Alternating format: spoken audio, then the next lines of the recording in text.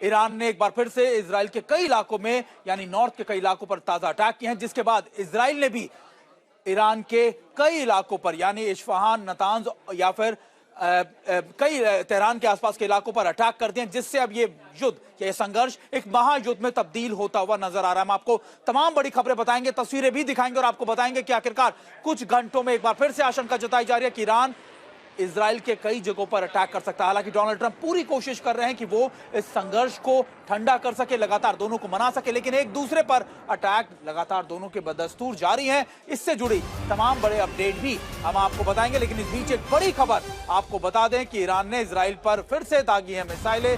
दरअसल ईरान ने कल रात को भी इजराइल के कई इलाकों पे, खासतौर पे नॉर्दर्न इलाकों के ऊपर अटैक किए थे, जिसका जवाब इजराइल ने सुबह आते आते देना शुरू कर दिया। इजराइल ने भी इस्फहान, नतांज और तेहरान के आसपास के इलाकों पर अटैक किए और अब उसकी जवाबी कार्रवाई, रिटेलिएशन भी ईरान ने किया। ईरान ने भी अब ताजा हमलों में इजराइल पर बड़े अटैक किए।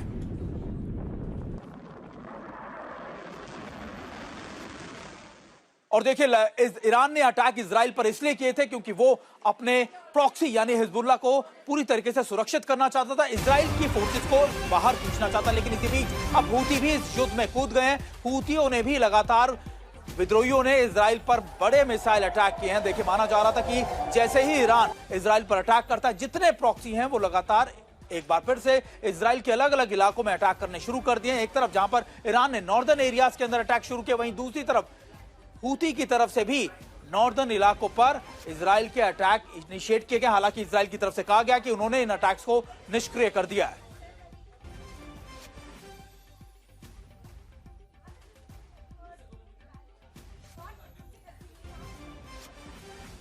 और हमारे साथ इस बड़ी खबर पर हमारे सहयोगी प्रणय उपाध्याय भी जुड़े पड़े। देखिए, माना तो यही जा रहा था कि देखिए शायद इस चीज को डोनाल्ड ट्रंप एक ऐसे मोड़ पर ले आए जहां पर सभी देशों के बीच में शांति आ सके, लेकिन अब पिछले 24 घंटे में जो घटनाक्रम बदला है वो तो दिखा रहा है कि एक महायुद्ध की तरफ तब्दील होता जा रहा है संघर्ष।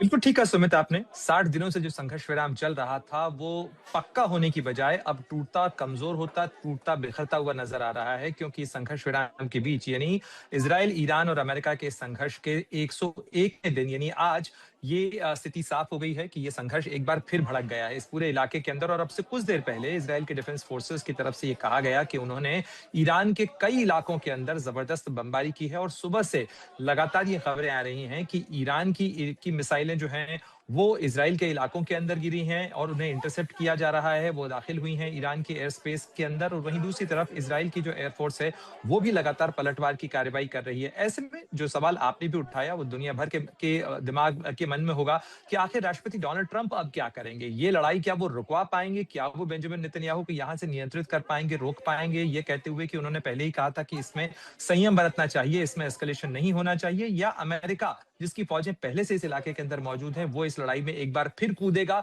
और फिर जो है ईरान के खिलाफ जो बमबारी का सिलसिला है वो चलाया जाएगा। ये बड़ा सवाल अभी भी बरकरार है। और ऐसे में जबकि दुनिया के सामने इस बात की चिंता है सुमित कि वो जो स्ट्रेट ऑफ हॉर्मुज है जिसके कारण तेल की किल्लत महसूस की जा रही है, तो जो व्यापार कारोबार का नुकसान हो रहा है वो अभी भी बंद है और इस घटना के बाद तो उसके बंद और रहने की आशंका ही बढ़ेगी।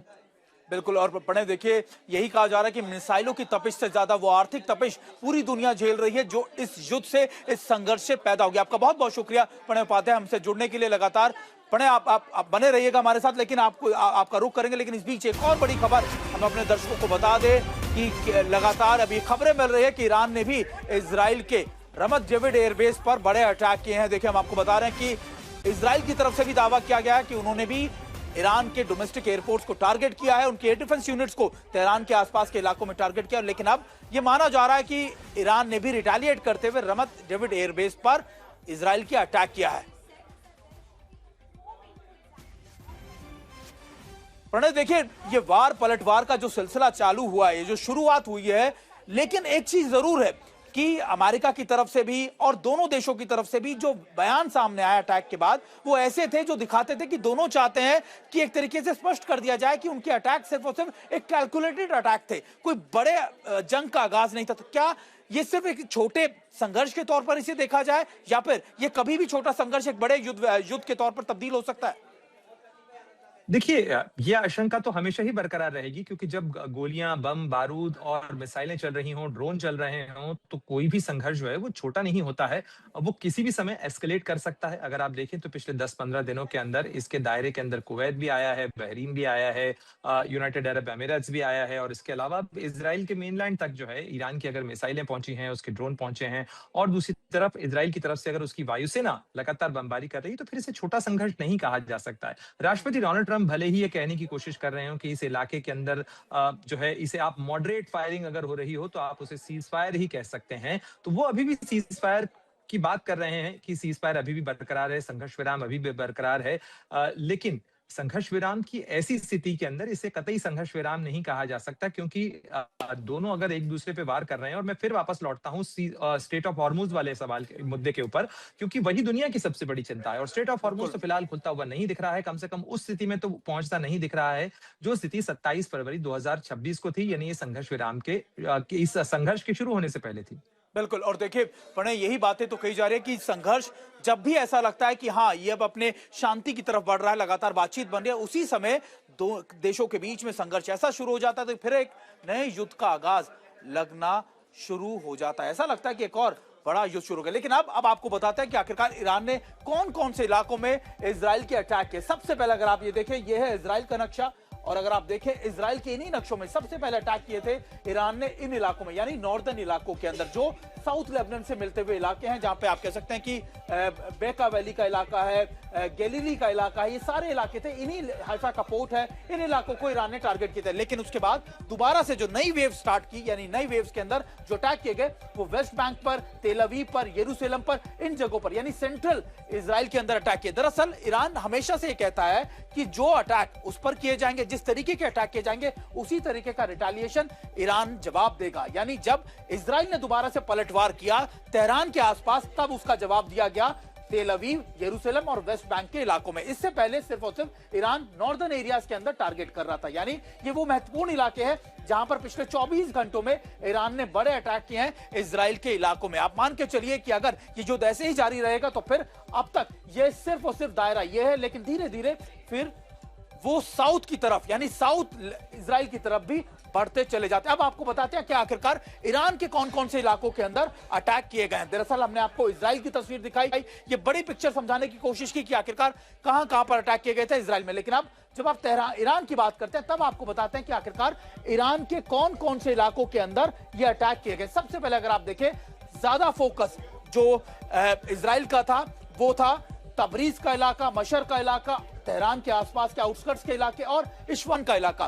तेहरान के बाद जो सबसे महत्वपूर्ण शहर ईरान के अंदर है वो है इस्फहान का शहर। दरअसल यहां पर आईआरजीसी का जो इन्फेंट्री डिफेंस यूनिट है, सबसे बड़ा यूनिट यहीं पर है। यहीं पर लगातार जो आप कह सकते हैं यूरेनियम एनरिचमेंट के प्लांट है, इस्फहान, नतांज और फोर्दो, तीनों इसी इलाके में पड़ते हैं। और इसी वजह से लगातार ये कोशिश अमेरिका और इजराइल की रहती है कि जब भी ईरान को जवाब देना हो तो इस सेंट्रल इलाकों के अंदर ही जवाब सबसे ज्यादा दिया जाए, क्योंकि यहीं पर आईआरजीसी की मौजूदगी रहती है। अब जो अटैक किए गए, जो ईरान की तरफ से भी और इजराइल की तरफ से भी कहा गया, वो इराक की तरफ से किए गए, इराक के एयर स्पेस की तरफ से किए गए। तो इस वजह से तबरीज के इलाकों में भी, क्योंकि यहीं से वो मिसाइलें दागी गई थी जहां से लगातार इजराइल पर अटैक किए गए, यानी इजराइल ने उन्हीं जगहों को टारगेट किया है जहां से ईरान ने इजराइल के नॉर्थ इलाकों पर अटैक करने शुरू किए थे। अगर हमारे साथ पढ़े उपाध्याय भी जुड़े, पढ़े, देखिए डोनाल्ड ट्रंप रहकर तो बड़े बड़े दावे करते हैं लगातार। वो ऐसा कहते हैं कि देखिए आज बातचीत हो गई है, रात तक शांति वार्ता हो जाएगी, सुबह अटैक हो जाते हैं। लेकिन अभी दोनों ही, या ना तो ईरान ना ही इजराइल, दोनों ही अपने ऑब्जेक्टिव्स को पूरा करने में लगे हैं और डोनाल्ड ट्रंप की तो बात कोई सुन ही नहीं रहा है। ये बात बिल्कुल ठीक है, डोनाल्ड ट्रंप की बात नहीं सुन रहा है और ये फेस वैल्यू के ऊपर ये चीज नजर आ रही है। लेकिन कई जानकारों का मानना है कि क्या ये केवल एक संयोग है कि राष्ट्रपति डोनाल्ड ट्रंप की तरफ से बयान आता है कि हम डील के बेहद नजदीक हैं और उसके बाद ईरान की तरफ से ये कार्रवाई हो जाती है और लेबनान के मामले को मुद्दा बनाते हुए ईरान की तरफ से इजराइल पर वार किया जाता है और उसके तत्काल बाद इजराइल भी जो है वो एयरफोर्स के जरिए ईरान के अलग अलग इलाकों को टारगेट करना शुरू कर देता है। क्या ये चीजें अचानक हुई हैं या इसके पीछे कोई ट्रिगर है? क्योंकि एक डेडलॉक की स्थिति जो है वो इस पूरे डिप्लोमेटिक नेगोशिएशन में देखने को मिल रही थी। और साथ ही बहुत सारी चीजों पर ध्यान देना चाहिए, क्योंकि लेबनान के जो आर्मी कमांडर हैं, आर्मी के जो चीफ हैं, वो इस समय पाकिस्तान के दौरे पर हैं। और जाहिर तौर पर कुछ दिनों पहले लेबनान के राष्ट्रपति जोसेफ आउन का बयान भी सामने आया था, सुमित, जिसमें उन्होंने कहा था कि ये जो स्थिति है, इसके अंदर इसे स्वीकार नहीं कर सकता लेबनान की जमीन का इस्तेमाल ईरान अपने राजनीतिक हितों के लिए करे, ईरान, इजराइल और अमेरिका के साथ लड़ाई के अंदर हम इसे स्वीकार नहीं करते हैं। जी बिल्कुल। और देखिए प्रणय, यही बातें लगातार सबसे ज्यादा चिंता का विषय कि लेबनान अब एक ऐसे युद्ध में तब्दील हो गया, एक ऐसे युद्ध के मैदान में तब्दील हो गया जहां पर ज्यादा तबाही हो रही है। इसी बीच एक और बड़ी खबर अपने दर्शकों को बता दें कि देखिए, इजराइल ने भी जो ईरान के हमले किए हैं ईरान पर, उसमें उनके ऊर्जा ठिकानों को ज्यादा नुकसान पहुंचा है। दरअसल इस पूरे युद्ध में अब एक दूसरे पर जो वार पलटवार किए, उसमें आर्थिक नुकसान पहुंचाने की कोशिश भी की जा रही है। इसी बीच कहा जा रहा है कि मशर में पेट्रोकेमिकल कॉम्प्लेक्स पर भी हमले किए गए। दरअसल इससे पहले भी लगातार, जो आप खार्क द्वीप की बात कर लीजिए या बंदर अब्बास का इलाका हो, इन सभी जगहों पर, उन जगहों पर पिन पॉइंटेड अटैक ज्यादा किए गए जहां पर या तो उनके पावर सेक्टर्स हैं या फिर उनके ऑयल डिपो मौजूद है। और इसी वजह से माना जा रहा है कि एक बार फिर से मशर के इलाकों में भी इसी जगह पर पेट्रोकेमिकल कॉम्प्लेक्स पर भी इजराइल की तरफ से हमले किए गए हैं।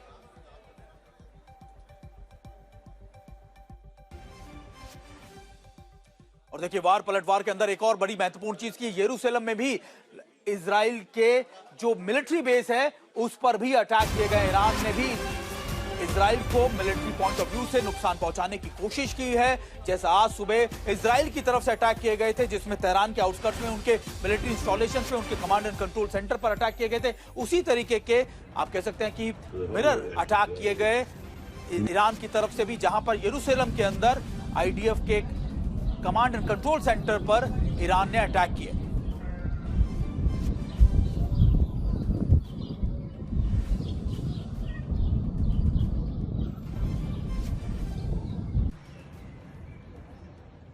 लेकिन सबसे बड़ा सवाल यह उठ रहा है कि आखिरकार एकदम से ईरान ने इजराइल पर अटैक करने शुरू क्यों कर दिए। दरअसल इजराइल जो युद्ध विराम की बातचीत है, उससे पहले दो प्री कंडीशन लगाकर बैठा हुआ है। ईरान ये मानता है कि ना सिर्फ स्ट्रेट ऑफ हॉर्मुज से अमेरिका को अपने जितने ब्लॉकेड है हटाने पड़ेंगे, वहां से पीछे हटना पड़ेगा। दूसरा सबसे बड़ा महत्वपूर्ण पॉइंट जो ईरान रखता है वो ये कि युद्ध विराम सभी जगहों पर एक सामान्य लागू होगा, यानी वो युद्ध विराम हमास के खिलाफ भी गाजा में लागू होगा और वो लेबनान पर भी लागू होगा। लेकिन इजराइल के नए ऑपरेशन और बड़े ऑपरेशंस ने लगातार ईरान को ये मजबूर कर दिया कि वो बड़े अटैक करे। ये ईरान की तरफ से कहा गया। ईरान ने ये भी कहा कि देखिए, हम एक रेड लाइन थी, यानी लितानी रिवर एक ऐसी रेड लाइन थी, अगर जिसको आईडीएफ लांघता है तो फिर हमें मजबूरन अटैक करना पड़ेगा। और इसी वजह से लगातार कल जो अटैक किए गए थे बेरूट के आसपास के इलाकों में, उसके बाद ईरान ने ये जवाबी कार्रवाई की है।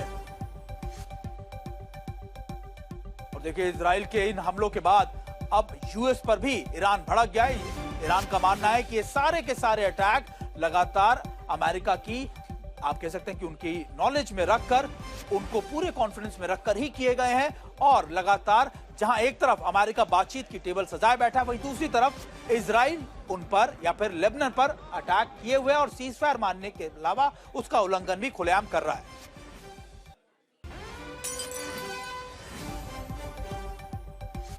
और देखिए, इस पूरे अटैक के बाद, संघर्ष के बाद, जो एयर स्पेस है इन तमाम इलाकों का वो बंद कर दिया गया। ईरान के पूरे इलाके में एयर स्पेस बंद कर दिया गया। यहां तक कि इजराइल ने भी कई जगहों पर अपने एयर स्पेस को बंद कर दिया था। ये खबरें भी लगातार सामने आ रही थी। और इसी बीच तेहरान एयरपोर्ट पर लगातार कमर्शियल फ्लाइट्स को बंद कर दिया गया। आपको बता दें कि इससे पहले, कुछ दिन पहले ही ईरान ने अपने कई इलाकों के अंदर अपने बेसिस को खोल दिया था, खासतौर पर इस्फहान का इलाका या फिर तेहरान के बेसिस को खोल दिया था। लेकिन एक बार फिर से कमर्शियल फ्लाइट्स को इस जगहों पर रद्द कर दिया गया है।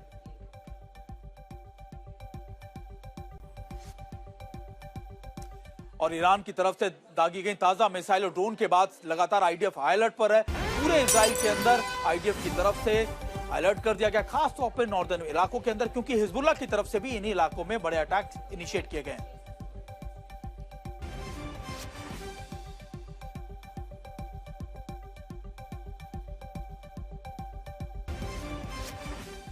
देखिए, इजराइल की होम कमांड लगातार अपने नागरिकों से यह आग्रह कर रही है कि वो अपने घरों से ना निकले और अगर सायरन बजे तो तुरंत शेल्टर में चले जाएं। और इसी वजह से पूरे इजराइल में इस समय हाई अलर्ट कर दिया गया है। ना सिर्फ नॉर्थ इजराइल के अंदर बल्कि साउथ इजराइल में भी इस तरीके का अलर्ट जारी कर दिया गया है। मल्टीपल लोकेशंस पर यह भी कहा गया है कि अगर कोई सायरन बजे या कोई अलर्ट आए तो आप तुरंत बंकर्स में चले जाएं।